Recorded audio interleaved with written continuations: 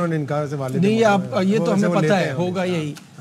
बासित भाई, जो शाहिद साहब ने बात की, बस उसमें ये चीज़ ऐड करना चाहूँगा कि एज अ कोच, क्योंकि आप रह चुके हैं, कोच आप हैं, आपको पता है, आपको पता चल जाता है कि टीम में यूनिटी नहीं है, क्योंकि ग्रुप्स में लड़के जा रहे हैं, एक दूसरे की परफॉर्मेंस में खुश नहीं है, साइडों पे बैठे हैं, अलग अलग कोने पकड़े हुए हैं, ये आपको फील हो जाती है बात कि माहौल ख़राब है। गैरी कर्स्टन ने पता क्या किया जी, ये है ना किताब, ये खोल दी इस तरह। हम अल्हम्दुलिल्लाह हमारा पूरा पैनल 15 दिन के साथ साथ अपने चैनल पे भी बातें कर रहे थे कि ये चीज़ नज़र आ रही है। वो परेशान पता क्यों है, वो आया एक डिफरेंट जगह से, उसको यहाँ का माहौल नहीं पता कि यहाँ पे होता क्या है। आउट होना, परफॉर्मेंस करना, आउट करना एक अलग बात है, जो पीछे होता है वो क्या होता है अब उसको खबर समझ आई है। लेकिन उसने जो सबसे बड़ा काम करा है ना, जो आपके assistant coach, manager, senior manager, junior manager, सबको एक्सपोज कर दिया ये बात बोल के कि ये क्या कर रहे थे। आया इन्होंने अपनी रिपोर्ट में लिखा, पहले होम सीरीज में या न्यूजीलैंड सीरीज जो आप खेलें या आइलैंड सीरीज में इन्होंने लिखी है रिपोर्ट, नहीं लिखी है। तो प्लेयर के साथ साथ वो भी एक्सपोज हुए हैं। ये कोई आसान बात नहीं है प्लेयरों के लिए और मैनेजमेंट के लिए भी। चेयरमैन पीसीबी जो भी फैसला करें, जो भी वो बोलते हैं सर्जरी, लेकिन ये वाला जो स्टेटमेंट है ना, जो मैनेजमेंट के लोग हैं, चाहे वो फिजियो, चाहे वो ट्रेनर हो, सबको एक्सपोज कर दिया गैरी ने। बिल्कुल सही कह रहे हैं। Kamran, your take on this, ये जो खबर आई है गैरी कर्स्टन के हवाले से।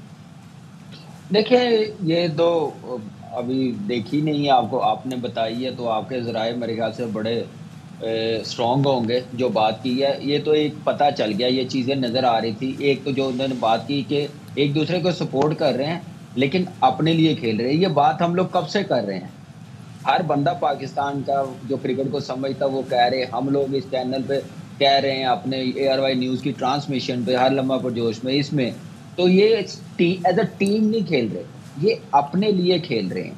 जो दूसरी बात की है गैरी ने कि स्किल और फिटनेस होगी तो वही क्रिकेट खेलेगा। मेरा कहना है PCB चेयरमैन साहब को, फिटनेस उस वक्त आती है जब आपकी स्किल स्ट्रांग हो। स्विंग स्ट्रांग कैसे होगी, 4 डे क्रिकेट खेलें। फास्ट बॉलर है, दिन में 18-20 ओवर्स करे। बैट्समैन है, 150 करे। स्किल भी स्ट्रांग होगी तो फिटनेस लेवल भी स्ट्रांग होगा, मेंटली भी स्ट्रांग होंगे तो टेम्परामेंट भी आएगा, आपकी टेक्निक भी बेहतर होगी, टफ कंडीशन को खेलने का तरीका आएगा। जब आप ये बेसिक सारी खत्म कर देंगे ना तो फिर ऐसी बातें करेंगे हम लोग।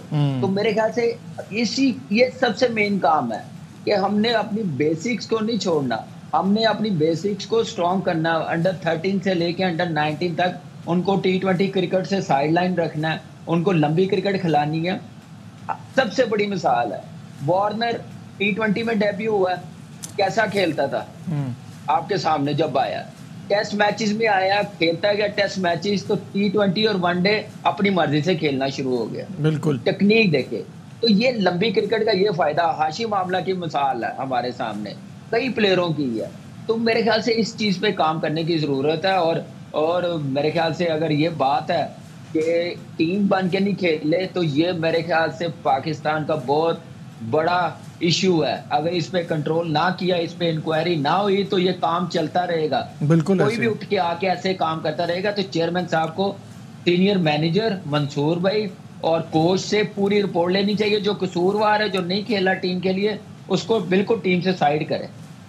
बिल्कुल सही। अभी थोड़ी देर पहले शाहिद साहब बात कर रहे थे कि बाबर ने अपनी कैप्टनसी के हवाले से था, तो बाबर जी कुछ ऐड करना चाहते। मैं एक बात कह लूं, बाबर की प्रेस कॉन्फ्रेंस मैंने भी सुनी है, उससे सवाल हुआ था कैप्टनसी का, उसने कहा मैं अकेला जिम्मेदार नहीं। हाँ, मैं वही मैं सुना देता हूँ ना क्या कहना था।